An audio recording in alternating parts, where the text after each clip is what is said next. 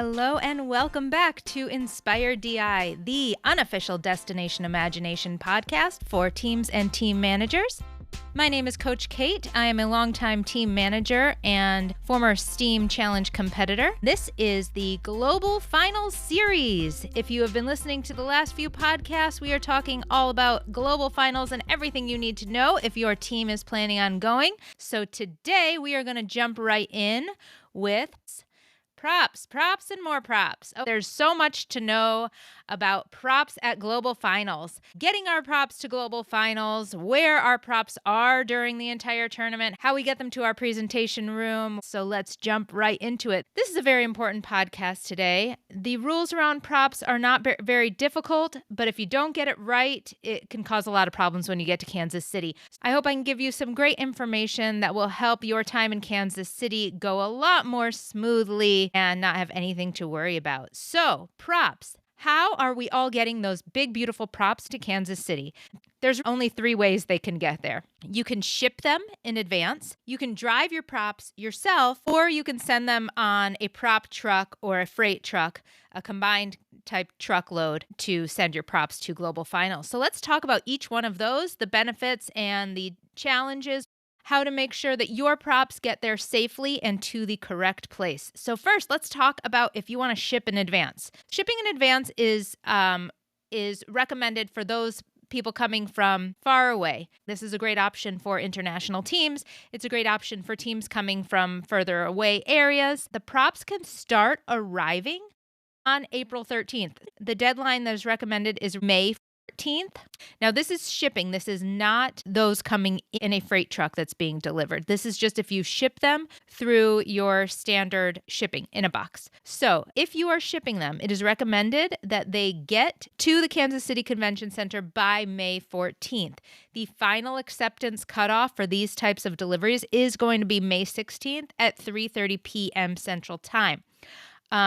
This is only for large or fragile props that you have to ship across because you're not going to be carrying them on the airplane with you. They might be too big and you might not have another mode of transportation available. This is a great way to avoid big lines when you get to Kansas City if you want to ship your props ahead of time. Now, as I said, the final cutoff is May 16th. So if your plan is to ship them, it is time to really start thinking about that now to make sure that they have enough time to get there. Okay, so what happens when props get there if you are shipping them? What happens is the props go to a prop valet. Then they're delivered directly to your assigned booth in the prop storage area before you arrive. What does all this mean? I just said a lot of words that if you've never been to Global Finals before, you're like, hold on, what are we talking about? So let's back up a little bit. Every team will get an assigned booth in the convention center. Now, the 3rd floor of the convention center is 4 football fields long, and it will be filled with props from every single level and every single challenge. Each team gets assigned 1 booth. The booth is an open booth where all of your props and anything else for your presentation can be stored. There's going to be a sign hanging at the top of your booth that identifies your team, where you're from, and your team number, and also identifies what time you will be performing. This area is going to be called the prop storage area, and that's where your booth will be located. So if you're walking around and you are looking at some props and you see some really awesome ones and you'd love to go and see that presentation, you can see right there on the sign what time they're presenting, and you can go and watch that. If you get your props delivered, they will go to the prop valet, and the prop valet will deliver your props right to your assigned booth in prop storage. So when you arrive in Kansas City, you go right to your booth and you see all of your props will be there. So how does the prop valet know which booth to put your props? Well, this is the most important thing about props. You must include a shipping label that has all of your tournament information on that shipping label, and the shipping label needs to be attached to at least 3 sides of every single box that you ship. I attach it to all of the sides if I possibly can. Where do you get this shipping label? You get it at globalfinals.org. Once you go to globalfinals.org, you click under Tournament Details. Under that, you will see something that says Team Props. And you can find that shipping label in one of two places. So when you click on Team Props, you can click on Booths, and you will see, if you scroll down in that Booths area, you will see a link for the official shipping label. Or you can scroll down to Shipping Your Props, and in that Shipping Your Props area, you will also find a link. That link says GF Shipping Label. So there's a couple places on that globalfinals.org website for you to obtain your shipping label. It is very important that you do that. That will have your team manager's name and contact information. It will have your booth number. So these are very, very important. If you do not have your shipping label properly attached, props get lost. And when props get lost, it is very, very hard to find them. Every single year, there are some props that get lost, and it's really upsetting and sad. So the way to be sure that this does not happen is to properly identify every single box, every single crate that is coming into the Kansas City Convention Center, and make sure that you have that Global Finals shipping label attached. Your second option of getting your props into the Kansas City Convention Center is to drive them in yourself. Driving in is only allowed starting Thursday, May 21st at 11 a.m. You cannot drive your props into the convention center any earlier than 11 a.m. Why can't you drive them in any earlier than 11 a.m.? Because you are not allowed to enter the convention center. No one can enter the convention center if you do not have your Global Finals credentials. And you cannot get your Global Finals credentials at the Municipal Arena until May 21st at 11 a.m. So you can't drive into the convention center with your props unless you've already picked up your credentials. The fun thing about driving in your props is that you actually get to drive through the building that day to unload close to your booth. So that's really fun. It's a fun way to drop off your props. It's fun for the kids that you get to drive in. Trucks will be driving into that top floor May 21st. After Thursday, there's no driving in. It is too busy. Everyone is there moving props and trying to get to their performance areas, and there will be no more driving in. So if you arrive after Thursday, May 21st with props, if you arrive Friday, Saturday, or Sunday with props, you can unload, but it has to be from the South Dock only. Where's the South Dock? You could find that on the map materials on globalfinals.org website. Who is this best for? Who's going to be driving their props in?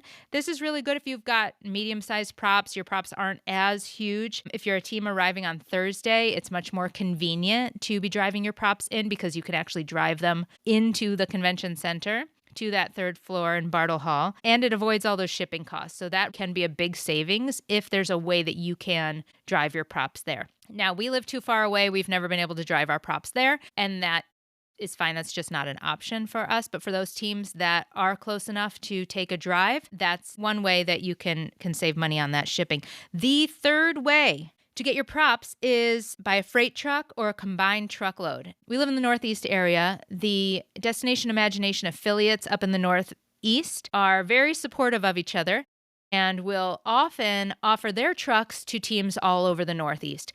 Now, it's not free, but it is often a little cheaper, potentially, depending on the size, than shipping them through UPS or USPS or internationally. So if you have access to a combined truckload through Destination Imagination affiliates, I would recommend you use those. They're actually a great option. If you are not sure and you feel like you don't know, but there's some affiliates nearby, I would contact your affiliate director in your state and see if there are any affiliates or organizations that will be driving a freight truck. I know there are a number of them coming from Texas. There are a number of them coming from the West and definitely from the Northeast. There's the ones I know are New Hampshire and New York usually have a freight truck. So you can often ask them if you can buy a spot on that freight truck. You pack up your props as best you can in a big bin. We usually try to build some kind of bin to put all of our props in, and we pack them really well because we know they're going to be moving around, and then we can unpack those bins when they get to Kansas City. Again, if you are doing it this way, please, please, please put those shipping labels all over your bins that you are shipping. There's never too many, but there can be too few if they're not taped on well. If you are shipping through a combined truckload. Those will also get delivered right to your booth. So that's amazing. You don't have to go and find your props when they get delivered. They will be delivered right to your booth and they will be there before you get there. So as soon as you get your credentials, whenever you come in, you go up to your booth and voila, your props are right there sitting there for you. Okay, so what do we have to go over for these props? These are all really important things. If you are dropping off your props, so if you have to drop off your props and you're moving them from the south dock to your booth, you are going to need some way to transport them unless you guys can hold things for a really long time. Again, this area, this Bartle Hall, third floor of the convention center is 4 football fields long. So just think about your team trying to carry all of those props across 4 football fields. That could be really difficult. There are spots on that third floor that you could rent out or borrow a dolly or a flatbed. Those are really helpful. There's also sometimes some large bins that you can borrow to help move all of your things. As long as you don't keep them too long, you are welcome to borrow those for free. They just ask that you give your a license or some sort of identification if you borrow one of those. Those are a really good option if you do need to move your props around. If you can't carry your props from the prop storage area to your presentation area, some teams will bring with them a dolly or something else that will help them move their props. That you're allowed to do. Just remember, if you bring it with you and you want it back at home, you are going to have to find a way to ship it back. Very soon, the International Challenge Masters will be putting out videos and information about where your presentation area is located in the convention center. They will discuss how to get from the prop storage area to your presentation area, where prop drop is outside of your presentation area. They will present all of these things. They are super helpful. I highly recommend, as soon as the International Challenge Masters put that information out, that you absolutely look at it and look at how far your team is going to have to move their props from storage to their presentation area. That will help you to determine what you might need to assist your team in moving those props. Remember, family members can help move props. Family members and guests and attendees can help your team move props from the storage area to their prop drop area outside of their presentation area. However, please remember, if they break anything, only the team can fix it. An individual who is not on the team who breaks something is not allowed to fix it. Secondly, they can bring it to the prop drop area, but they are not going to be able to bring it into the launch line, into the presentation area. They won't be able to be with the team at that point. So if your team needs additional help moving it all the way to the launch line, then you might need to think about assistance they might need, and possibly bring a dolly or something else that might help them move it. What is in the prop storage area by the booths? Let's talk about that, because this is a really fun area. Besides everybody's props being displayed in their booths, and you could walk around and look at all of them, which is a great way to get to know other teams. You could talk to them about what they made and what they made things out of. That's a really fun activity. Your booth space is where you store all of your props, where you can build and create and work on your props, where you can practice. There's also other areas called garages. Garages are at the end of every line of booths. So at the end of every line of booths, there's a bigger area that's called a garage. Those areas have plugs that you can plug in if you need to use your hot glue gun, if you have plug-in tools, things like that. If you need to charge a battery real quick, those have plugs that you can use. DI does ask that those garages only be used for 20 minutes at a time per team. So please don't move all your stuff into there and hang out there for the whole day, bringing snacks, rehearsing 5 times. That's not what those garages are used for, and it's really difficult for all of the teams to get in the work that they need to get in if the garages are being used all of the time. Those are the only areas where there is electricity in the main prop storage area. So if you need electricity, you will need to use one of those garages. If there is a team that's been camped out there for a really long time, it is okay to ask them how long they're going to be there, how much time they plan on being there, or if you guys can take turns, if you guys can have a turn, and then they can go back in, just to make sure that everybody is getting the opportunity that they need if they need to use the plugs. If all you need is a plug to charge, a drill battery, or you just need to use a hot glue gun, so you want to plug in your hot glue gun in the corner, you can always ask a team, if they're not using the entire garage area, if you could just set up in the corner and work a little bit. It's a very friendly competition. This is not like a cutthroat area. So please be friendly with everybody. I know in the garages, a lot of teams feel like they're not going to be there for very long and they end up there for hours. This is a global community. We're all supporting each other and we want to make sure everybody's being fair. The team might just not even realize that they were only supposed to be there for 20 minutes. They might have wanted to practice one more time and it just kept going a little bit longer than they were expecting. Just everybody communicate kindly and with each other and make sure that everybody is only using their fair amount of time. And if you are using the garage, but you're not using the whole thing, please be open to allowing another team to possibly use a little corner of it if that wouldn't bother your team, just so that all teams can get working on their props when they need, and so nobody's really delayed. It's really a fun place. I love walking by the garages because that's where people sometimes have big things set up that they're putting back together, and those are really cool to look at. So I love walking by the garages when teams are working on them, and I would encourage your teams to walk around the prop storage area and check everything out. What else is in the big prop storage area? One, there is usually like a bounce house jump area that has bouncy obstacle courses and fun stuff for the kids to play on. So that's really fun. Right in the middle, there is a souvenir sale where you could get your Global Finals 2026 pins, sweatshirts, t-shirts. If there is a pin that your kid really likes, make sure you get it early because those definitely sell out by the end of the tournament. So if there's a Global Finals pin, or if one of your parents wants to get a pin, or anyone wants to get a souvenir, make sure you try to get it early. They do sell out on a lot of those things that are really cool, but there's lots of fun Global Finals 26 souvenirs that you can get. There will also be the pin scholarship sales going on for DI scholarships. So there you could look at all of these pins from years and years and years of pins. There's pin auctions, there's silent auctions. You could purchase pins. So that's really fun just to look at those. If your team has never been to Global Finals, pins are a really fun thing. I will talk about that in next week's podcast. There's also some food in the area. There's going to be kind of like a food court. There aren't that many offerings in the Kansas City Convention Center. We also have an upcoming podcast where I recommend all of the food eateries areas and what's close to the Kansas City Convention Center, so you don't have to go to that food court area. It's definitely not the best food. If you have a choice to go somewhere else, I definitely would, but there are some options there. And I will talk more about that, but you can always send a parent out to get food if kids are really working on their projects and they don't want to leave that prop storage area. But we will talk about food at a later podcast, so I can give you all of the details about that. But that is just something else I wanted to mention that is on that third floor of the convention center up by where props are. So there's a lot going on there. And official pin trading goes on in the big ballroom in the convention center, which is downstairs from the storage see, but you also will see pin trading happening on that third floor at prop storage area. You will see it. You'll see it at the tables where people are sitting and eating, and you'll see pin trading happening pretty much everywhere. But the official place to trade pins, and I will give you more details on that at a later podcast, but the official place to trade pins is the big pin trading ballroom.